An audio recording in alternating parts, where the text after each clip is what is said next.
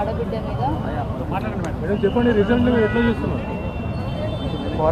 అందరికీ నమస్కారం. ఎన్నికల కమిషన్ అట్టర్ ఫ్లాప్ అయింది. ఒక ఆడబిడ్డగా నా మీద ఎంత చేయాలో అంత చేశారు. ప్రజాస్వామ్యంలో అప్రజాస్వామికంగా జరిగిన ఈ ఎన్నికలు, రౌడీయిజంతో జరిగిన ఎన్నికలు ఇవి. ప్రజలందరూ నాకు చాలా వరకు సపోర్ట్ చేశారు. వాళ్ళందరికీ నా ధన్యవాదాలు. ఈ ప్రజాస్వామ్యంలో ఈ అప్రజాస్వామికంగా జరిగిన ఈ ఎన్నికలు దాని గురించి మనం అనుకోవాల్సిన అవసరం లేదు. మొన్న జరిగిన 11వ తారీఖు అందరూ చూశారు. ప్రతి ఒక్కళ్ళు ఏం జరిగిందో అందరికీ తెలిసి చెప్పాల్సిన అవసరం లేదు. రిగ్గింగ్లు, రౌడీయిజాలు అదే పైకి వచ్చింది, అదే గెలిచింది. అది ఒక మహిళ మీద. అది ఎంతవరకు న్యాయమో మీరే ఆలోచించాలి. ప్రజలు కూడా ఆలోచించుకోవాలి. అంత భయపెట్టి భయాందోళనకు గురి చేసినా కూడా ఒక్కొక్కరు భయపడతారు, ఒక్కొక్కళ్ళు ధైర్యంగా ఉన్నారు. వాళ్ళని కూడా మనం అనే పని లేదు. వాళ్ళ ఇబ్బందులు వాళ్ళకు ఉంటాయి, వాళ్ళ సమస్యలు వాళ్ళకు ఉంటాయి. తర్వాత ఏంటనేది కానీ ఇదైతే చెప్పడానికి రానిది, చెప్పనలవి కానిది, అనుకోవడానికి కూడా సిగ్గుగా ఉన్నది. ఇది ఒక మహిళ మీద ఇలా చేయడం, ఎంతమంది వచ్చి ఎంత చేయాల్సిన అవసరం లేదు.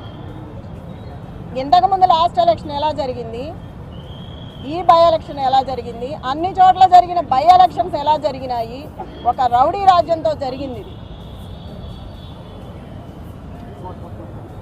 మీరు అందరు చూసారుగా, ఇంకా చెప్పాల్సిన పనే ఉంది.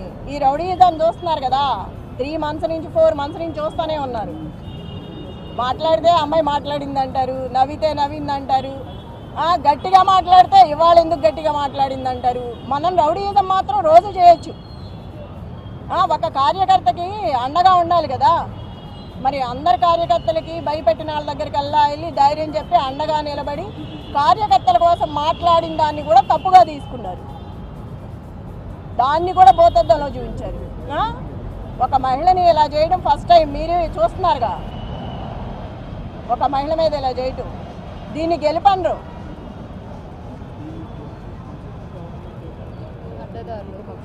అడ్డదారులు వచ్చి అడ్డంగా చేసి, నేను చూసా కదా మొన్న, నేను అడ్డం పడ్డాను, ఎక్కడికక్కడ అడ్డం పడతానే వచ్చాను. చాలా చేసుకుంటూ వచ్చాము. అది కూడా లేడీస్ని చేసుకొచ్చాం. అన్ని చోట్ల లేడీస్నే చేసాం. అంత ధైర్యంగా నిలబడి. షేక్పేట లలిత గారు, యూసఫ్ కూడా బోర్బండ మొత్తం నేను. నువ్వెక్కడ? షేక్పేట. తన్నారు, రక్తాలు గారేటట్టు గుద్దారు, ఇష్టం వచ్చినట్టు చేశారు. దీన్నైతే గెలుపన్రు. చివరికి నేను చెప్పేది ఏంటంటే, నైతికంగా నేనే గెలిచాను. నా భర్తకు వచ్చింది ఇప్పుడు అక్కడ. ఏది ఎంఐఎం 4-5 పార్టీలు నిలబడితేనే నా భర్తకి 16,000 చిల్లర వచ్చింది. ఏ పార్టీ లేకుండా మేమిద్దరమే ఉన్నప్పుడు అది వచ్చిందంటే రౌడీయిజంతో వచ్చింది. అది స్వతహాగా తెచ్చుకున్నది కాదు. నైతికంగా నేనే గెలిచాను. రౌడీయిజం గెలిచింది అనేది నాకు సంబంధం లేదు. అది గెలిపే కాదు అసలుకి. అందరూ వచ్చి గెలిపించుకున్నది. అది అధిష్టానం అధికారంలో ఉంది కాబట్టి రౌడీయిజాన్ని చేసి, రిగ్గింగ్ చేసి, ఇక్కడ రిగ్గింగ్ చేశారు, లోపల ర్యాగింగ్ చేస్తున్నారు. అప్పుడే రౌడీయిజం స్టార్ట్ అయిపోయింది. ఆల్రెడీ మార్నింగ్ నుంచే స్టార్ట్ అయింది.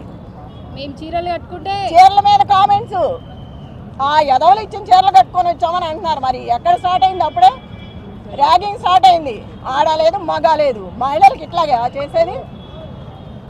గెలిస్తే గెలువు, ఏదో జన్మానికో శివరాత్రి అని గెలిచావు. ఇప్పుడు గోపీనాథ్ ఉన్నంతకాలం మూసుకొని కూర్చున్నావు. గోపీనాథ్ లేపయ్యేసరికి బయటకు వచ్చి ఇవాళ నీ ప్రతాపం చూపిస్తున్నావు. నీ గెలిపేం కాదు ఇది.